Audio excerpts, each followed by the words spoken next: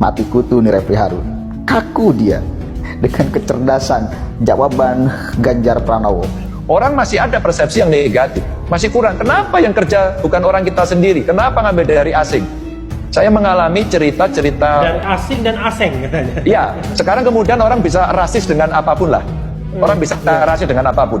Orang tidak suka Tiongkok. Bagaimana dengan yang Eropa? Bagaimana dengan yang Arab? Bagaimana? Kita mesti fair juga kan? Iya. Tapi yang memang terganggu betul yang satu ini. Maka biasanya kalau kita mengomentari seperti ini, stempelnya dikasih, oh dasar ini PKI. Biasanya begitu. Sampai kita tahu polanya. Refli Harun, Basar Kadrun ini kemarin menyajikan kepada kita sebuah tayangan, di mana tayangan yang dia unggah dalam kanal YouTube-nya itu ternyata cukup menghibur bagi kita semua bangsa Indonesia.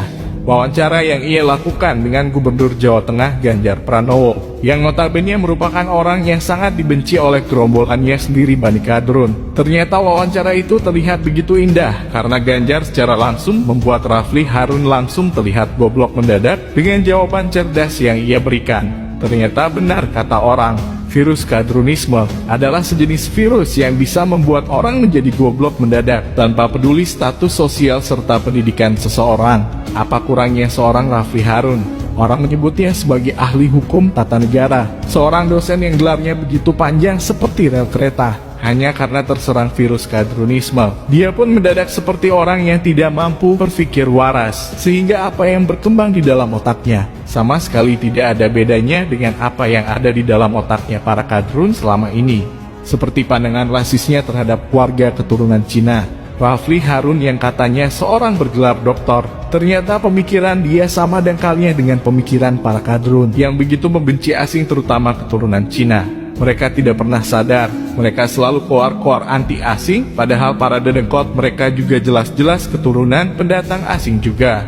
Apakah mereka menganggap keturunan Arab itu bukan keturunan asing? Coba tanyakan kepada mereka di mana ada bangsa asli Nusantara yang namanya bangsa Arab. Kalau memang ada, tembak kepala saya, kata si Bambang Tri Pujaan Kadrun.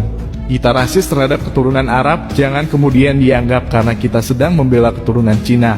Sama sekali bukan. Kita rasis terhadap mereka murni karena ulah mereka yang tidak tahu diri sebagai warga keturunan.